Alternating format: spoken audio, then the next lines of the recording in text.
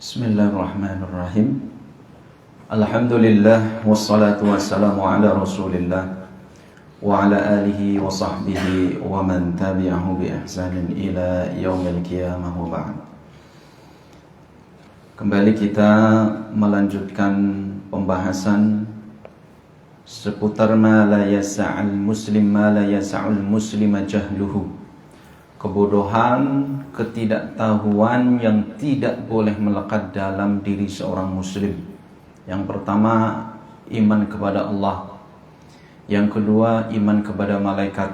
Yang ketiga, sebagaimana ayat yang disebutkan, amana ar-rasulu bima unzila ilaihi min rabbih wal mu'minun kullun amana billah wa malaikatihi wa kutubihi.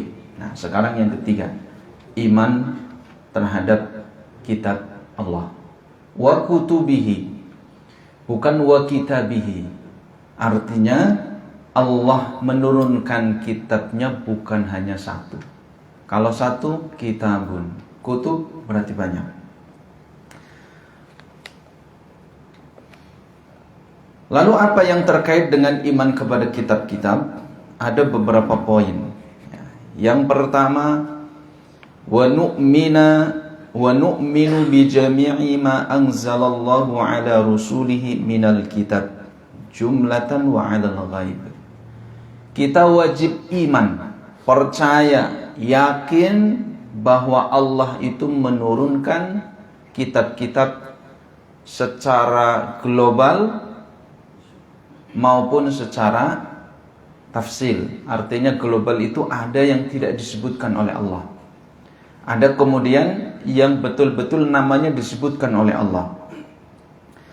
Wa nu'mina 'ala takhsis bima sammahullahu, dan kita juga mengimani, meyakini, mempercayai secara khusus bahwa Allah itu menurunkan kitab-kitab, menurunkan wahyunya yang kemudian diberi nama, di antaranya adalah Al-Qur'an. Lalu kemudian Taurat, kemudian ada Injil, Zabur, Suhuf Ibrahim dan Musa. Jadi yang pertama kita harus mengimani itu semua, harus percaya. Wa na'taqidu annaha fi asliha munazzalatun min 'indillah. Lalu kita meyakini bahwa itu turun dari Allah, bukan kreasi Nabi. Makanya Nabi Muhammad dikenal dengan Al-Ummi, tidak bisa baca tulis. Seperti orang sekarang, ada beberapa orang tidak tahu baca tulis. Ada nggak Pak? Ada di beberapa pelosok itu ya. Suruh baca surat nggak bisa, tapi ngomong bisa. Ngomong itu bisa, komunikasi bisa, tapi suruh baca tulisan tidak bisa. Suruh nulis tidak tahu ABC, tidak bisa. Tapi nek tuku brambang 10.000 ya, duit 20.000 dijujuli 15.000, iki kurang 5.000, hafal Pak. Hafal. Nabi Muhammad SAW ummi, tidak bisa baca, tidak bisa tulis. Makanya dia punya asisten untuk ketika ada surat dari qabilah maupun kerajaan lain, suruh yang membacakan. Nabi ingin menulis surat, maka asistennya yang menulis, sahabatnya yang menulis. Ini apa? Di antara hikmahnya adalah supaya menghilangkan tuduhan-tuduhan bahwa Al-Quran itu kreasi dari Nabi Muhammad SAW. Karena itu kita wajib mengimani bahwa kitab-kitab itu turun dari Allah. Maka ini satu kesatuan. Allah kita imani. Apa itu wahyu? Wahyu itu kalamullah. Apa yang Allah ucapkan lalu kemudian dibawa oleh malaikat. Yang kedua, iman kepada malaikat, lalu kepada utusannya yang ada di muka bumi, yaitu para rasul. Nah, yang dibawa oleh para malaikat itulah firman Allah, perkataan Allah, yang kemudian dikenal dengan kitabullah, kitab-kitab Allah. Dan itu semuanya adalah turun min indillah. Kita harus yakin itu, karena ada orang-orang yang menuduh bahwa itu adalah kreasi dari manusia. Wa annaha ittafaqat jami'an fid da'wati ila tauhid.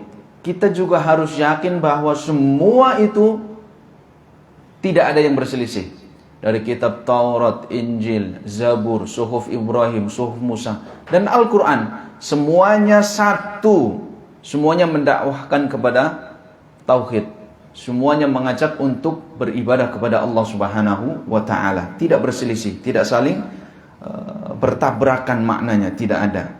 Wa in tafawat fi ba'di furu'i syara'i, sekalipun furuknya, cabang-cabangnya berbeda. Puasa umat-umat terdahulu tidak sama dengan puasa kita. Taubatnya umat-umat terdahulu tidak sama dengan taubatnya kita.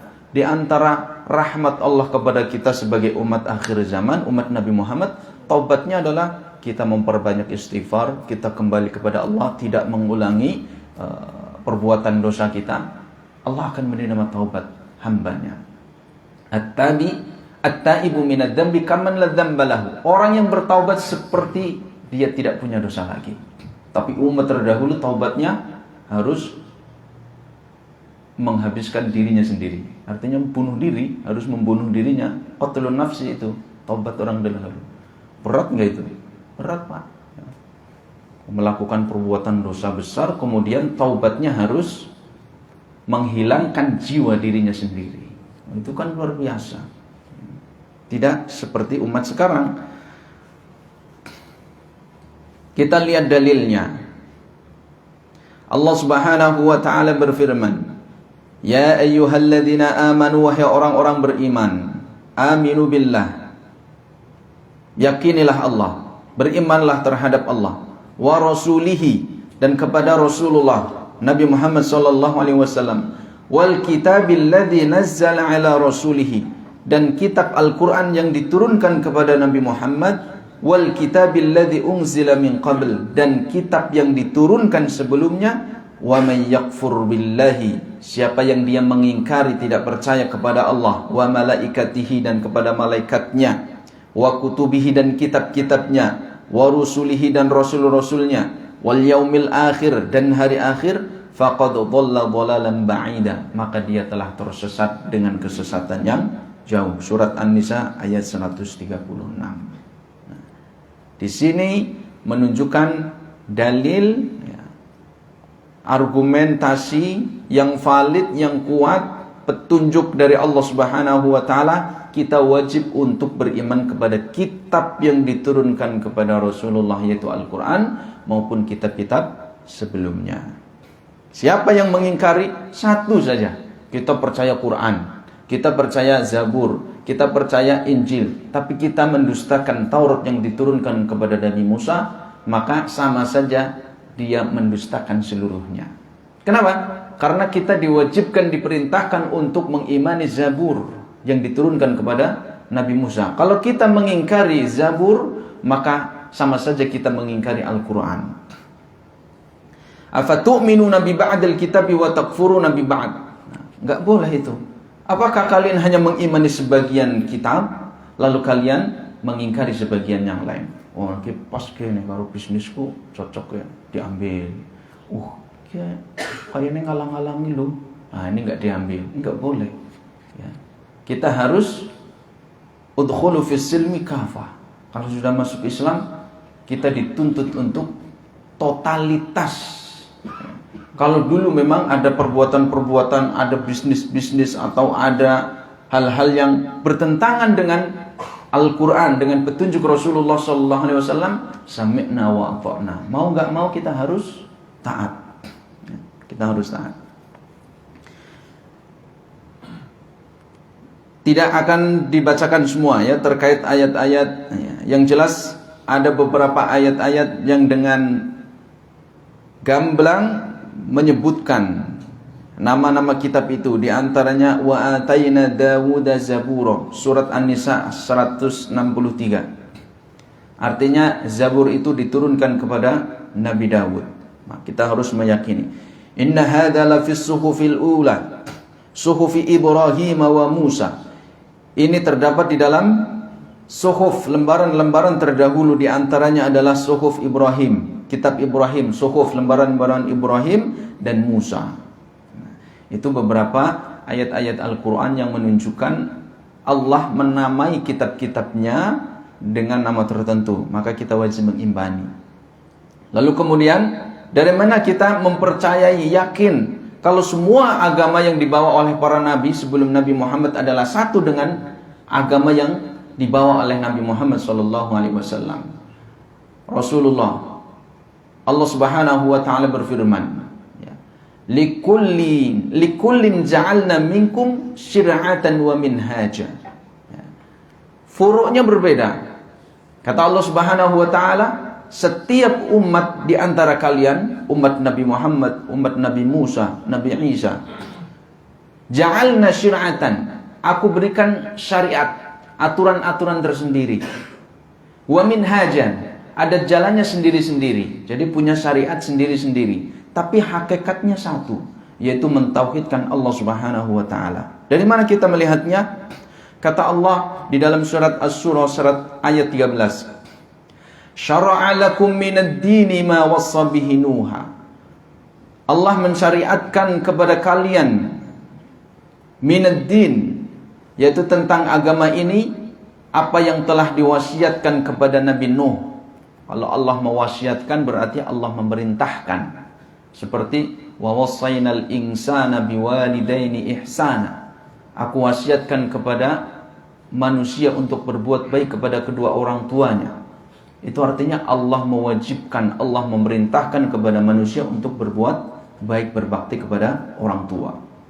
Walladzi awhayna ilaika, dan apa yang kami wahyukan kepada engkau Muhammad.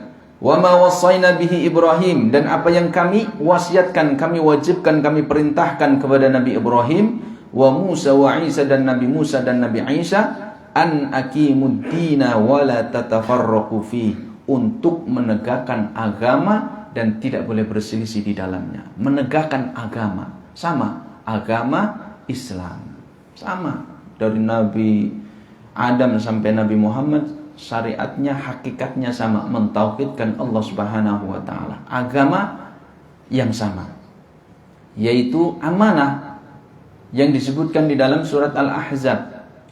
Inna 'aradna al-amanata 'ala as-samawati wal ard. Semuanya kemudian amanah ini ditawarkan kepada langit dan bumi, semuanya menolak kecuali manusia. Wa hammalhal insan, manusialah yang membawa. Para ulama menyebutkan bahwa amanah yang hendak dipikirkan kepada gunung, langit dan bumi, yang semuanya menolak kemudian dipikirkan oleh manusia, amanah itu adalah ad-din, agama. Agama artinya di situ ada al-amru wan nahyu, ada perintah, ada larangan. Sama perintahnya yaitu mentauhidkan Allah, larangannya adalah meninggalkan kesyirikan. Muaranya ke situ.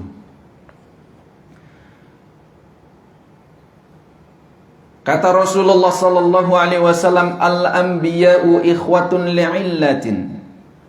Semua para nabi itu adalah satu ayah. Ayahnya Nabi Ibrahim. Wa ummatuhum syatta. Ibu mereka yang berbeda-beda. Ya, artinya dari satu garis keturunan ayahnya Ibrahim, ayahnya Adam. Ayahnya adalah dari satu, yaitu Nabi Adam. Wa dinuhum wahid. Nabi mengatakan sendiri, wa dinuhum, dan agama hum, yaitu al-anbiya, para nabi adalah wahid. Agamanya satu. Jadi kita tidak boleh ragu bahwa semua apa yang diturunkan oleh Allah dari wahyu yang pertama, dari kitab yang pertama sampai kitab yang terakhir, semuanya adalah satu. Lalu kemudian poin yang kedua, naskhul kutubis samawiyati jami'an bil Quran. Nah, ini yang wajib kita pahami juga, bahwa kitab-kitab samawi, kitab-kitab yang diturunkan oleh Allah dari langit itu semuanya sudah dinasakh oleh Al-Quran, sudah dihapus hukumnya oleh Al-Quran. Ini sebagian pemeluk agama-agama samawi, orang Yahudi, orang Nasrani yang mengatakan tidak, agama mereka masih berlaku, kitab-kitab mereka masih berlaku. Yang wajib kita yakini bahwa semua kitab-kitab yang sudah diturunkan oleh Allah Semua agama, syariat-syariat sebelumnya yang sudah disyariatkan oleh Allah dinasakh oleh Al-Quran. Mansukh sudah terhapus oleh Al-Quran.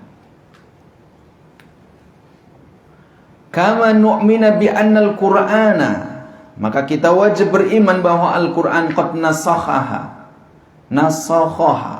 bahwa Al-Quran telah menghapus, merevisi, meralat, tidak memperlakukan semua aturan-aturan yang ada di kitab-kitab sebelumnya. Jadi semuanya sudah diperbaharui. Revisi terakhir itu adalah Al-Quran. Jadi yang sebelum-sebelumnya sudah tidak berlaku lagi. Wa anna ma warada biha min akhbarin was-sara'i yanqasimu ila thalathati aqsam.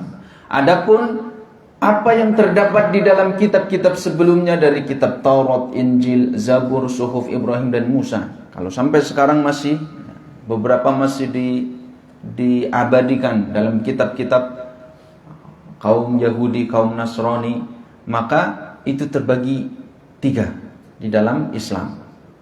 Yang pertama, qismun syahidal Qur'anu bisihhatih fanu'minu bihi. Bagian-bagian dari kitab mereka yang disaksikan oleh Al-Quran bahwa itu benar, maka kita wajib mengimaninya. Misalkan kisah-kisah yang ada di kitab Taurat, ada di kitab Injil, atau kisah-kisah kaum terdahulu, kalau disebutkan dibenarkan oleh Al-Quran atau dibenarkan oleh Rasulullah SAW, maka kita wajib mengimaninya. Contohnya, misalkan saya tak bukakan itu. Contohnya di kitab Sunan. Nah, kitab Sunan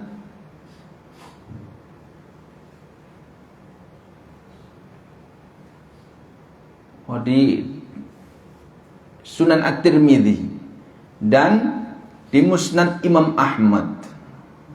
Ini ada satu hadis yang menyebutkan tentang kisah Bani Israel. Nah, dari mana kita tahu itu? Dari kitab-kitab mereka. Lalu kemudian disampaikan lagi oleh Rasulullah SAW. Artinya Rasulullah menyaksikan, mengabarkan tentang kisah itu, maka kita pun membenarkannya. Qala Rasulullah SAW, karena ada hadis yang menyebutkan, kata Rasulullah, ballighu anni walau ayat, sampaikan dariku meskipun 1 ayat. Jangan hafal 1 ayat, sampaikan kepada orang, ya. Walat, misalkan ada yang masih syurbud duhan, ya, masih menghirup asap itu, kayak sepur, duluan asapnya gitu. Ya. Kalau jenengan tahu tidak boleh syurbud duhan gitu kan, nggak boleh merokok pak gitu. Mana dalilnya di Quran? Gak ada kok duhan itu, nggak ada kata-kata duhan, nggak ada kata-kata kemudian haram menghirup rokok gitu ya. Lalu di hadis juga nggak ada. Dalilnya dalil umum. Walatulhiku anfusakum walatulku anfusakum ila tahlukah. Janganlah jatuhkan dirimu kepada kebinasaan, kepada kematian. Nah, di rokok itu kan tertulis jelas ya, Pak. Apa rokok itu? Menyebabkan kanker, kantong kering. Ya, ini jelas kantong kering lah. Bisa ada yang ngaku ke saya itu waktu belum istilahnya belum taubat itu, sehari itu bisa 4 bungkus. 1 bungkus zaman dulu itu berapa? 15.000 ada ya. Sekarang berapa? Apel banget Pak. 20 bener? Ya, 20 kali 4 80. Berarti pendapatannya tinggi ya. 80.000 itu. Walatulku bi'aidikum ila tahlukah. Jangan jatuhkan dirimu kepada kebinasaan. Asap dihirup itu kan menjatuhkan diri kita kepada kebinasaan, menyebabkan penyakit. Itu diantara dalilnya. Kalau kita tahu ayat itu, sampaikan ballighu anni walau ayat kepada kakak kita misalkan yang masih perokok, kepada saudara kita. Gak perlu, enak dipakai. Mungkin uangnya untuk yang lain itu lebih utama, lebih bermanfaat. Lalu kemudian kata Nabi, hadithu an Bani Israel wala haraj. Ceritakan tentang Bani Israel, Tidak mengapa. Bani Israel umatnya Nabi Musa, umatnya Nabi Isa. Bahkan Nabi secara khusus mengatakan, "Tuhaditsu an Bani Israel, fa innahu kanat fihim ajaib." Maka ceritakan tentang Bani Israel, kisah-kisah mereka, karena tentang kisah-kisah mereka itu banyak ajaibnya. Banyak yang membuat kita takjub. Banyak yang membuat kita heran. Banyak pelajaran juga di dalamnya. Maka di tafsir-tafsir Quran itu disebutkan istilah Al-Israiliyah. Kisah-kisah Bani Israel. Tapi yaitu yang qasimu ila salasati aqsam. Terbagi menjadi 3. Kalau sahih kita wajib mengimaninya. Kalau kisahnya makdzub, kadzib, dusta, maka kita tidak boleh mengimaninya. Kalau sakata anhu Al-Quran wa Rasulullah sallallahu alaihi wasallam, Al-Quran tidak membenarkan, Rasulullah juga tidak mendustakan, maka sakata anhu. Kita semuanya juga tidak membenarkan dan tidak mendustakan. Ya, dibuat netral saja. Nah, di antara kisahnya adalah ini. Kata Rasulullah sallallahu alaihi wasallam, "Kanal kiflu min Bani Israel," disebutkan. Al-kifl. Kifl itu kafil. Sekarang ya security, ya, kafil, penjaga, security. Ada seorang penjaga dari Bani Israel. La yatawarra'u min dzambin 'amilahu. Dia tidak pernah meninggalkan perbuatan dosa. Senangnya maksiat. Security senangnya maksiat. Fa'atathu imra'atun. Lalu ada seorang perempuan cantik, ya, dia datang kepadanya. Fa'a'taha sittina dinaron. Lalu si security ini ngasih 60 dinar. 1 dinar itu sekitar 4,25 gram emas. Berarti kalau 60 dinar, 60 kali 4, 60 kali 4, 240 dinar lebih. Sekarang berapa? Katakanlah 1 juta, 240 juta. Gede banget ya. Artinya apa? Ada ibrah di sini. Orang mau maksiat aja pakai modal. Ya pengen mlebu surga modalnya dengkul. Enggak mau infak, enggak mau capek ke masjid, enggak mau luangkan waktu untuk baca Quran, enggak mau lapar, artinya enggak mau puasa. Harus ada pengorbanan. Lah ini orang mau berbuat maksiat, durhaka kepada Allah, dia keluarkan 240 juta. Kalah ya. Zaman sekarang berapa? Tarif selebgram sama tarif apa itu? Artis 80 juta. Masa Pak? Bener ya? Masih kalah jauh ya. 240 juta. Berarti dia kelas artis kelas atas, VVIP. Ya. 60 dinar. Ala an yata'aha, untuk dikencani, an yata'aha. Ya, dikencani lah. Tahu ya bahasa kencan itu ya. Jangan terlalu vulgar lah. Kencan mungkin ya lebih halus. Falamma qa'ada minha, maaf. Tatkala laki-laki ini, security ini sudah duduk di atas perempuan itu, maq'adar rajuli min imraatihi, layaknya seorang suami duduk di atas istrinya, ur'idat wa baqat. Tiba-tiba perempuan itu gemetar, nangis itu. Lewis gari mangan juga nangis, gemetar. Mendeledek gitu ya. Mendeledek, menangis dia. Lalu kemudian si security ini dia berkata, "Ma yubkiki a'akrahtuki." Apa yang membuat engkau menangis wahai wanita, wahai si fulana ini? Apakah aku memaksa engkau? Nah, tidak ada paksaan di situ. Artinya, mohon maaf, bukan kalau bahasa Malaysianya apa? Enggak tahu ya. Bahasa Malaysianya apa? Kalau pemerkosaan itu. Ada yang tahu? Ada bahasa Malaysianya itu. Lupa saya namanya. Memaksa bumi atau apa itulah. Ya. Artinya bukan pemerkosaan, bukan pemaksaan. Rela, ya. Rela, suka sama suka. Dan itu yang tidak kena delik di undang-undang terbaru. Kalau nggak salah, betul. Ya. Nggak kena delik. Kalau suka sama suka, maka tidak kena undang-undang. Ya wis, nggak apa-apa. Nah ini si laki-lakinya mengatakan, apakah aku memaksamu? Kata perempuan itu, qalat la, tidak. Engkau tidak memaksaku. walakinnahu amalun ma'amiltuhu qattun. Tapi ini perbuatan yang belum pernah aku lakukan. Nah, jadi masih perawan ting-ting. Ya, masih ting-ting gitu. Wa ma hamalani alaihi ilal hajah. Aku tidaklah melakukan perbuatan ini melainkan karena terhimpit oleh ekonomi. Ya. Berapa banyak sekarang perempuan-perempuan yang beralasan demikian karena terhimpit ekonomi, akhirnya menjual diri. Na'udzubillah min dzalik. Lalu kemudian faqala taf'alina anti hada wa ma fa'altihi. Engkau hendak melakukan perbuatan ini sementara sebelumnya engkau tidak pernah melakukannya. Idhabi fahiya laki. Udah, jangan diteruskan. Pakai bajumu, sekarang pergi, ambil duitnya. 240 juta, Pak. Padahal dia belum dapat madunya. Tapi dia berikan 240 juta itu. Wa qala, lalu kemudian laki-laki itu mengatakan, la wallahi la a'sillaha ba'daha abadan. Demi Allah, sejak ini aku tidak akan bermaksiat kepada Allah Subhanahu wa taala selamanya. Famata min lailatihi, kata Rasulullah sallallahu alaihi wasallam, lalu kemudian tibalah malam. Laki-laki itu pun kemudian meninggal dunia. Fa asbaha maktuban ala babihi innallaha qad ghafara lil kifli. Ketika orang-orang melayat ke rumahnya, tiba-tiba di rumah itu, di pintu rumahnya tertulis, tidak ada yang menulisnya, tertulis di pintu rumahnya, qad ghafarallahu lil kifli, Allah telah mengampuni al-kifli. Nah, tertulis di pintu rumahnya. Artinya betul-betul dia bertaubat kepada Allah Subhanahu wa taala. Dosa-dosa sebelumnya yang dia mengatakan tidak pernah meninggalkan satu perbuatan dosa pun itu terampuni oleh Allah Subhanahu wa taala. Nah, ini kisah Bani Israel disebutkan oleh Rasulullah sallallahu alaihi wasallam. Ada ibrah pelajaran di situ.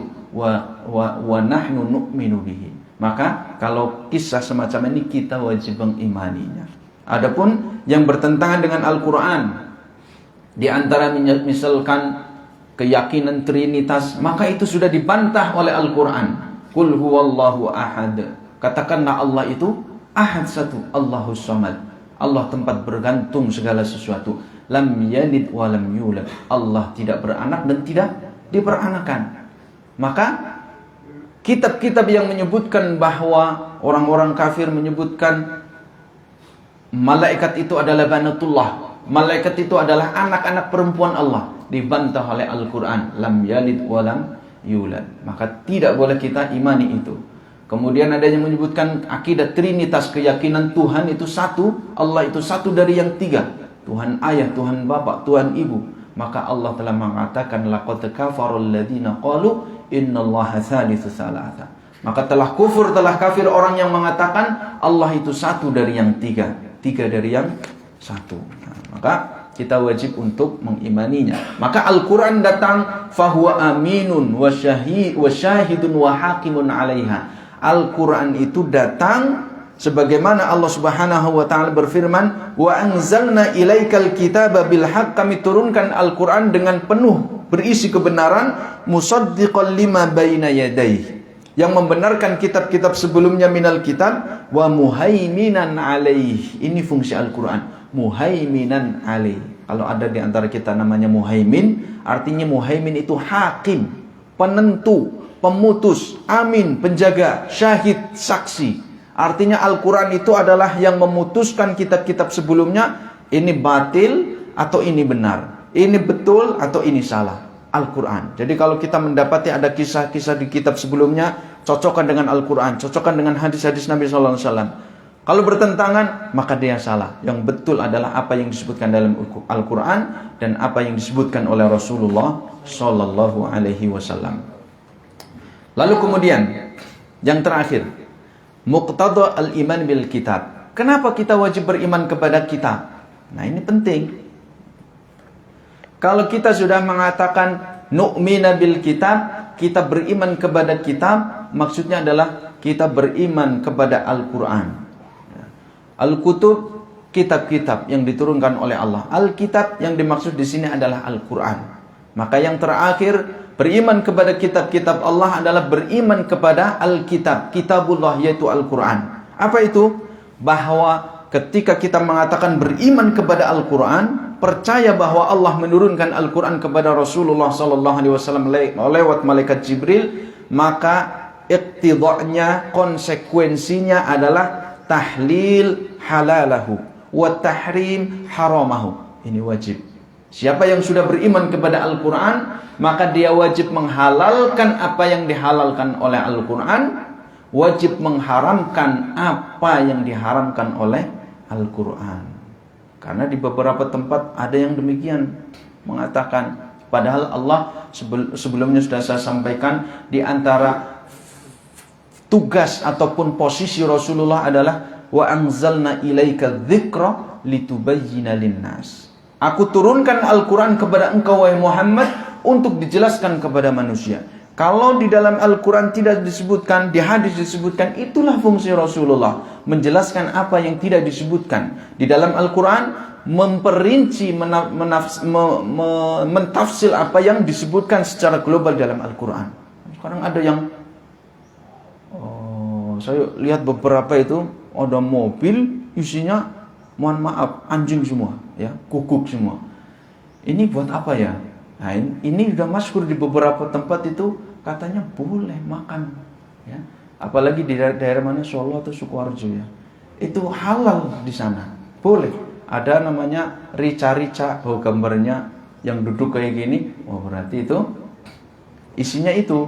Nah, jadi jangan salah mampir nanti kalau lari ke wetan itu mau beli rica-rica, lihat dulu gambarnya, nanti sudah tahu enak suara gue gambar, waduh mesti banget ya, suara. Harus lihat dulu spanduknya itu, karena di timur itu ada, di daerah timur.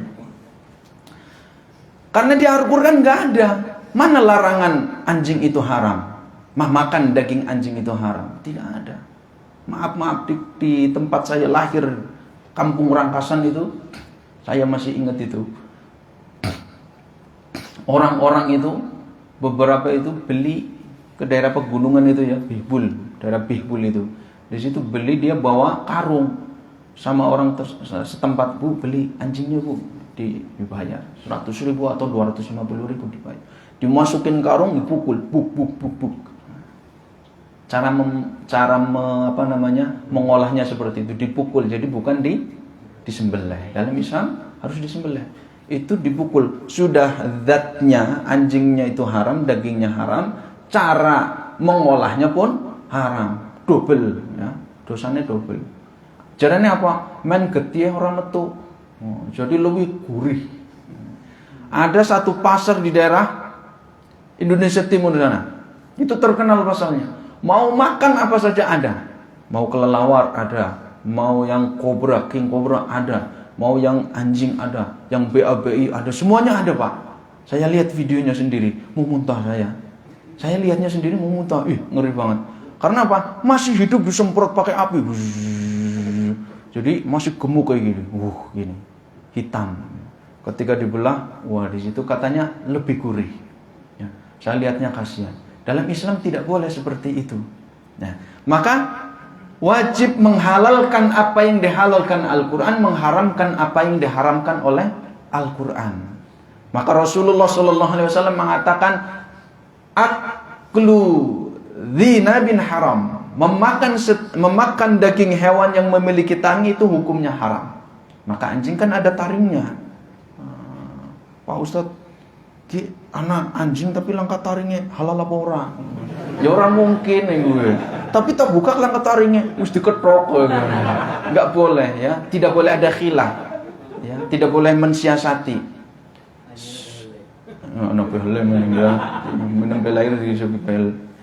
Tidak boleh.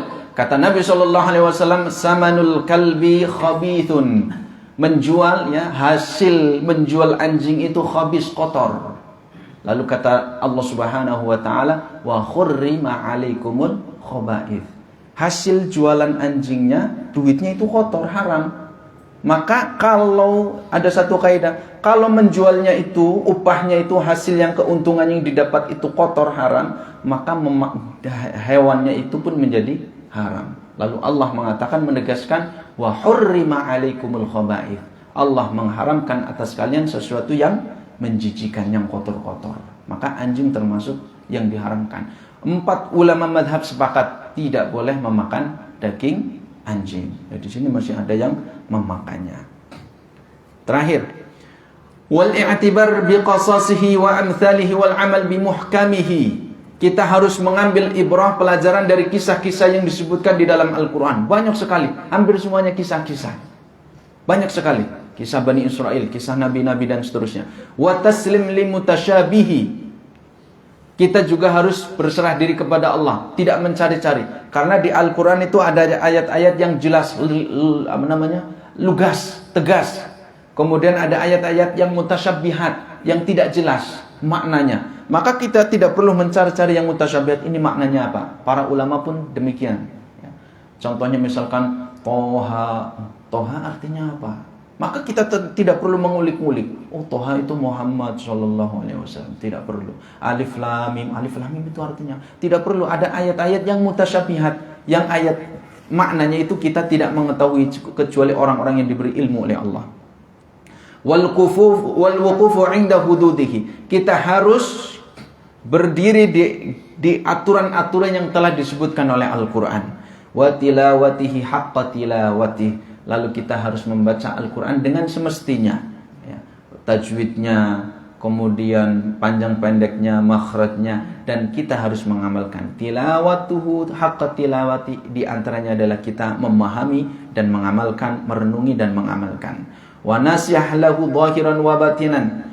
Kemudian kita mengambil nasihat secara zahir maupun batin. Wa ta'atar rasuli fima amar wal intiha amma naha anhu wa zajar. Jadi apa yang dibawa oleh Al-Quran kita harus ikuti. Apa yang dilarang oleh Al-Quran kita harus jauhi. Sebagaimana kata Allah Subhanahu wa taala, "Wa ma atakumur rasulu fakhudhu wa ma nahakum anhu fantahu." Apa yang Allah bawa kepada kalian dari perintah-perintah, dari anjuran-anjuran, maka kerjakan. Wa ma nahakum anhu, apa yang Allah larang dari apa yang disampaikan kepada kalian, maka jauhi.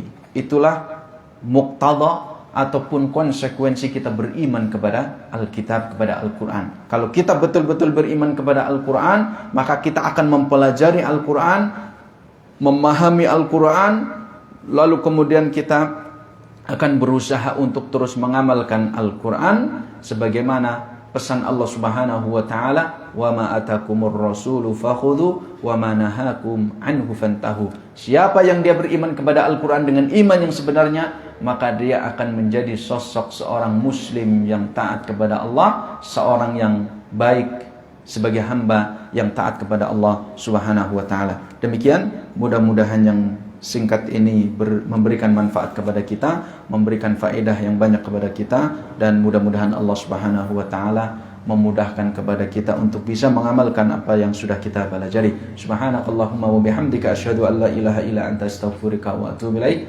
Assalamualaikum warahmatullahi wabarakatuh.